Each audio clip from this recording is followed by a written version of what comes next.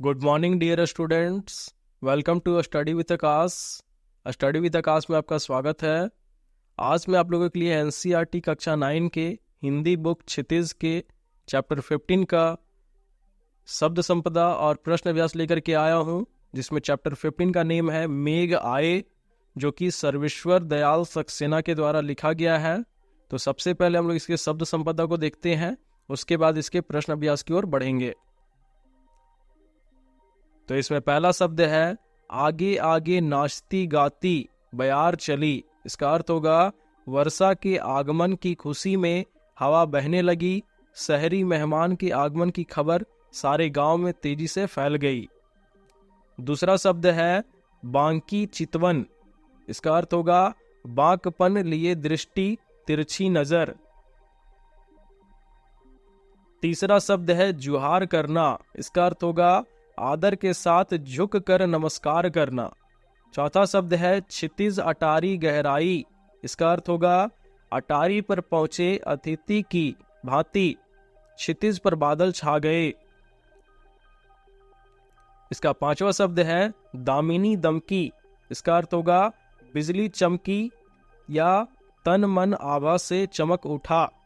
अब इसका छठा शब्द है क्षमा करो गांठ खुल गई अब भरम की। इसका अर्थ होगा बादल नहीं बरसेगा का भ्रम टूट गया, या फिर प्रीतम अपनी प्रिया से अब मिलने नहीं आएगा, या भ्रम टूट गया। सातवां शब्द है बांध टूटा झरझर मिलन के अश्रु ढरके। इसका अर्थ होगा मेघ झरझर बरसने लगे या प्रिया प्रियतम के मिलन से खुशी के आंसू छलक उठे। अब इसके पहले प्रश्न की ओर बढ़ते हैं, जिसमें पहला प्रश्न है बादलों के आने पर प्रकृति में जिन गतिशील क्रियाओं को कवि ने चित्रित किया है उन्हें लिखिए। इसका उत्तर होगा बादलों के आने पर प्रकृति में निम्न गतिशील क्रियाएं हुई। पहला बिंदु है बादलों के आने की सूचना देने के लिए ब्यार रूपी नवयुवतियां नाचते गाते देती हुई चलती हैं। दूसरा बिंदु है उसके आगमन की सूचना से घर के खिड़की दरवाजे खुल जाते हैं। तीसरा बिंदु है पेड़ों रूपी ग्रामीणों द्वारा बादल रूपी मेहमान को गर्दन ऊंची कर देखना। चौथा बिंदु है आंधी का आना और धूल का उड़ना। पांचवा बिंदु है नदी रूपी स्त्री का ठिठकना और बाकी नजर से देखना। छठा बिंदु है बुजुर्ग सदस्य रूपी पीपल का आगे बढ़कर मेहमान का स्वागत करना। सातवां बिंदु है स्वागत में तालाब रूपी सेवक का परात भर पानी लाना। और आठवां बिंदु है आकाश में बिजली चमकना और वर्षा के बूंदों की रूप में मिलन के अश्रु बहाना। अब इसका दूसरा प्रश्न है निम्नलिखित किसके प्रतीक हैं? धूल, पेड़, नदी, लता, ताल। तो इसका उत्तर होगा धूल स्त्री का प्रतीक है, पेड़ नगरवासी का प्रतीक है, नदी स्त्री का प्रतीक है, लता मेघ रूपी नायक की प्रतीक्षारत नायिका का प्रतीक है, ताल सेवक का प्रतीक है। अब इसका तीसरा प्रश्न है लता ने बादल रूपी मेहमान को किस तरह देखा और क्यों? इसका उत्तर होगा लता ने बादल रूपी मेहमान को किवाड़ की ओट में से देखा, क्योंकि एक तो वह बादल को देखने के लिए व्याकुल हो रही थी और दूसरी ओर वह बादलों के देरी से आने के कारण रूठी हुई भी थी। अब इसका चौथा प्रश्न है भाव स्पष्ट कीजिए, जिसमें का नंबर का प्रश्न है क्षमा करो गांठ खुल गई अब भरम की। इसका उत्तर होगा भाव। नायिका को यह भ्रम था कि उसके प्रिय अर्थात मेघ नहीं आएंगे, परंतु बादल रूपी नायक के आने से उसकी यह आशंका मिट जाती है कि मेघ उसे भूल गए हैं और वह क्षमा याचना करने लगती है। खा नंबर का प्रश्न है बाकी चितवन उठा नदी ठिठकी घूंघट सरके। इसका उत्तर होगा भाव। मेघ के आने का प्रभाव सभी पर पड़ता है। नदी रूपी ग्रामीण वधु जब ठिठक कर ऊपर देखने की चेष्टा करती है तो उसका घूंघट सरक जाता है और वह तिरछी नजर से आए हुए मेघ रूपी आगंतुक को देखने की चेष्टा करती है। अब इसका पांचवा प्रश्न है मेघ रूपी मेहमान के आने से वातावरण में क्या परिवर्तन हुए? इसका उत्तर होगा मेघ रूपी मेहमान के आने से हवा के तेज बहाव के कारण आंधी चलने लगती है, जिससे पेड़ कभी झुक जाते हैं तो कभी उठ जाते हैं। दरवाजे खिड़कियां खुल जाती हैं, नदी बाकी होकर बहने लगी, पीपल का वृक्ष भी झुकने लगता है, तालाब के पानी में उथल पुथल होने लगती है, अंत में आसमान से वर्षा होने लगती है। अब इसका छठा प्रश्न है, मेघों के लिए बन ठन के संवर के आने की बात क्यों कही गई है? इसका उत्तर होगा, कवि ने मेघों में सजीवता लाने के लिए उनके बन ठन के संवरने की बात की है। जब दामाद बहुत दिनों के बाद ससुराल जाते हैं तो वे बन ठन के संवर कर जाते हैं। ठीक उसी प्रकार मेघों के भी बहुत दिनों बाद आने से उन्हें बनने संवरने में देर हो गई थी। अब इसका सातवां प्रश्न है, कविता में आए मानवीकरण तथा रूपक अलंकार के उदाहरण खोजकर लिखिए। इसका उत्तर होगा मानवीकरण अलंकार, जिसमें पहला बिंदु है मेघ आए बड़े बन ठन के संवर के, दूसरा बिंदु है नाचती गाती ब्यार चली, तीसरा बिंदु है पेड़ झुक झांकने लगे, चौथा बिंदु है धूल भागी घाघरा उठाए, पांचवा बिंदु है बांकी चितवन उठा नदी ठिठकी, छठा बिंदु है बूढ़े पीपल ने जुहार की, सातवां बिंदु है बोली अकुलाई लता, आठवां बिंदु है हरसाया ताल लाया पानी परात भर के। रूपक अलंकार में पहला बिंदु है क्षितिज अटारी गहराई, दूसरा बिंदु है दामिनी दमकी। अब इसका आठवां प्रश्न है, कविता में जिन रीति रिवाजों का मार्मिक चित्रण हुआ है उनका वर्णन कीजिए। इसका उत्तर होगा, गांव में मेहमान चाहे किसी के भी घर आए, परंतु उत्सुकता और उल्लास पूरे गांव में होता है। सभी लोग अपने अपने तरीकों से मेहमान के स्वागत में जुट जाते हैं।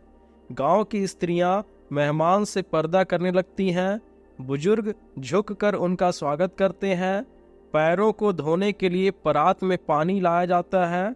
इस प्रकार से इस कविता में कुछ ग्रामीण रीति रिवाजों का चित्रण हुआ है। अब इसका नौवां प्रश्न है, कविता में कवि ने आकाश में बादल और गांव में मेहमान यानी दामाद के आने का जो रोचक वर्णन किया है उसे लिखिए। इसका उत्तर होगा, कविता में मेघ और दामाद के आगमन में समानता बताई गई है। जब गांव में मेघ आते हैं तो सारे लोग खुशियां मनाते हैं, अपने अपने खिड़की और दरवाजे मेघों के दर्शन के लिए खोल देते हैं। प्रकृति के सारे अंग भी जैसे उसके स्वागत के लिए तैयार बैठे होते हैं, जैसे आंधी का उठना, धूल का अपना घाघरा उठाकर भागना, नदी का बाकी नजर से देखना आदि। ठीक उसी प्रकार गांव में दामाद के आने पर भी उल्लास और उमंग का माहौल छाया रहता है। स्त्रियां ओट से दामाद को तिरछी नजरों से देखती हैं। गांव के बड़े बुजुर्ग दामाद का स्वागत सम्मान के साथ करते हैं। अब इसका 10वां प्रश्न है, काव्य सौंदर्य लिखिए। पाहुन ज्यों आए हों गांव में शहर के, मेघ आए बड़े बन ठन के संवर के। इसका उत्तर होगा, प्रस्तुत पंक्तियों में पाहुन अर्थात दामाद के रूप में प्रकृति का मानवीकरण हुआ है। कवि ने प्रस्तुत कविता में चित्रात्मक शैली का उपयोग किया है। इसमें बादलों के सौंदर्य का मनोरम चित्रण हुआ है। कविता की भाषा सरल तथा सहज होने के साथ ग्रामीण भाषा जैसे पाहुन शब्द का भी इस्तेमाल किया गया है। यहाँ पर बन ठन में बा वर्ण की आवृत्ति होने के कारण अनुप्रास अलंकार तथा पाहुन ज्यों आए हों में उत्प्रेक्षा अलंकार है। अब रचना और अभिव्यक्ति से इसका 11वें नंबर का प्रश्न है, वर्षा के आने पर अपने आसपास के वातावरण में हुए परिवर्तनों को ध्यान से देखकर एक अनुच्छेद लिखिए। इसका उत्तर होगा, वर्षा के आने पर वातावरण में ठंडक बढ़ जाती है। पेड़ पौधों पर जमी हुई धूल बह जाने के कारण वे तरोताजा दिखाई देते हैं। सड़कें भी चमकने लगती हैं। सड़कों पर छाते और रेनकोट नजर आने लगते हैं। लोग मौसम का आनंद उठाते हैं। गड्ढों, नदी, तालाबों में पानी भर जाता है। सड़कों पर ट्रैफिक जाम होने लगता है। बच्चों का कोलाहल बढ़ जाता है। इस प्रकार वर्षा के आने पर सारा वातावरण उमंग और उल्लास से भर उठता है। अब इसका 12वें नंबर का प्रश्न है, कवि ने पीपल को ही बड़ा बुजुर्ग क्यों कहा है, पता लगाइए। इसका उत्तर होगा, पीपल के वृक्ष की आयु सभी वृक्षों में अधिक होती है। हिंदू संस्कृति में पीपल की पूजा की जाती है। इसी कारण गांव में पीपल वृक्ष का होना अनिवार्य और शुभ माना जाता है। इसीलिए पुराना और पूजनीय होने के कारण पीपल को बड़ा बुजुर्ग कहना उचित है। अब इसका 13वें नंबर का प्रश्न है, कविता में मेघ को पाहुन के रूप में चित्रित किया गया है। हमारे यहाँ अतिथि दामाद को विशेष महत्व प्राप्त है, लेकिन आज इस परंपरा में परिवर्तन आया है। आपको इसके क्या कारण नजर आते हैं, लिखिए। इसका उत्तर होगा, आज के इस बदलते परिवेश में अतिथि देवो भव की परंपरा में भी बदलाव आए हैं। इसके कई कारण हैं, जैसे संयुक्त परिवारों का टूटना, शहरीकरण, पाश्चात्य संस्कृति की ओर बढ़ता झुकाव, महंगाई और व्यस्तता।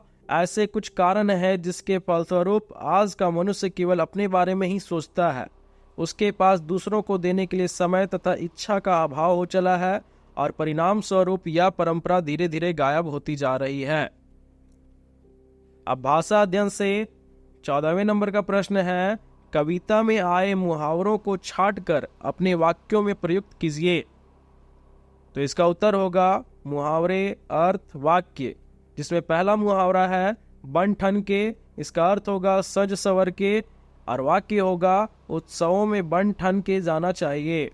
दूसरा मुहावरा है सुधि लेना, जिसका अर्थ है खबर लेना, और वाक्य है कभी कभी अपने बूढ़े माता पिता की भी सुधि ले लिया करो। तीसरा मुहावरा है मिलन के अश्रु, अर्थ है मिलने की खुशी। वाक्य, हनुमान जब अपने आराध्य श्री राम से मिले तो उनकी आंखों से मिलन के अश्रु बह निकले। चौथा मुहावरा है गांठ खुलना, अर्थ मन का मैल दूर होना। वाक्य, आपसी बातचीत से मन की कई गांठें खुल जाती हैं। पांचवा मुहावरा है बांध टूटना, अर्थ धैर्य समाप्त होना। वाक्य, अब बस करो वरना मेरे सब्र का बांध टूट जाएगा। अब इसके आगे 15वां नंबर का प्रश्न है, कविता में प्रयुक्त आंचलिक शब्दों की सूची बनाइए। इसका उत्तर होगा ब्यार, पाहुन, उचकाना, जुहार, सुधि लिन्ही, किवार, अटारी, बंठन, बाकी, परात। अब 16वें नंबर का प्रश्न है, मेघ आए कविता की भाषा सरल और सहज है, उदाहरण देकर स्पष्ट कीजिए। इसका उत्तर होगा निम्न उदाहरणों द्वारा स्पष्ट किया जा सकता है कि मेघ आए कविता की भाषा सरल और सहज है। पाहुन ज्यों आए हो गांव में शहर के, मेघ आए बड़े बन ठन के संवर के, बरस बाद सुधि लेन्ही, पेड़ झुक कर झांकने लगे गर्दन उचकाए, आदि उपर्युक्त पंक्तियों में अधिकतर आम बोलचाल की भाषा का ही प्रयोग हुआ है। ग्रामीण परिवेश को ध्यान में रखते हुए ग्रामीण भाषा का भी उचित प्रयोग हुआ है, जैसे सुधि, पाहुन, भरम आदि। कहीं पर भी भाषा को समझने में कोई मुश्किल नहीं होती है। पाठ्येतर सक्रियता से 18वें नंबर का प्रश्न है, प्रस्तुत अपठित कविता के आधार पर दिए गए प्रश्नों के उत्तर दीजिए। धिन धिन धा धमक धमक मेघ बजे, दामिनी या गई दमक मेघ बजे, दादुर का कंठ खुला मेघ बजे, धरती का हृदय धुला मेघ बजे, पंख बना हरिचंदन मेघ बजे, हल्का है अभिनंदन मेघ बजे, दिन दिन धा। इसमें से पहला प्रश्न है, हल्का है अभिनंदन में किसके अभिनंदन की बात हो रही है और क्यों? इसका उत्तर होगा हल्का है अभिनंदन में किसान और उसके हल के अभिनंदन की बात हो रही है, क्योंकि वर्षा ऋतु के आने और बादलों के बरसने पर कृषि का काम शुरू हो जाता है। यह काम हल द्वारा ही किया जाता है। अब इसका दूसरा प्रश्न है, प्रस्तुत कविता के आधार पर बताइए कि मेघों के आने पर प्रकृति में क्या क्या परिवर्तन हुए। इसका उत्तर होगा मेघों के आने पर आकाश में गर्जना होने लगी, बिजली चमकने लगी, मेंढक बोलने लगे, धरती धुली धुली सी नजर आने लगी और कीचड़ नजर आने लगा। अब इसका तीसरा प्रश्न है, पंख बना अभिनंदन से क्या आशय है। इसका उत्तर होगा वर्षा होने से धरती पर कीचड़ हो गया, पर यह कीचड़ त्याज्य नहीं बल्कि ग्राह्य है। इसमें जीवन की आशा छिपी है।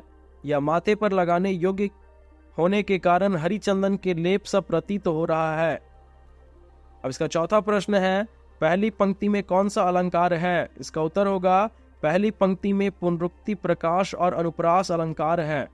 अब इसका अंतिम प्रश्न है, मेघ आए और मेघ बजे किस इंद्रिय बोध की ओर संकेत है? इसका उत्तर होगा मेघ आए में दृश्य बिंब होने से आंख नामक इंद्रिय बोध की ओर तथा मेघ बजे में श्रव्य बिंब होने के कारण कान नामक इंद्रिय बोध की ओर संकेत है।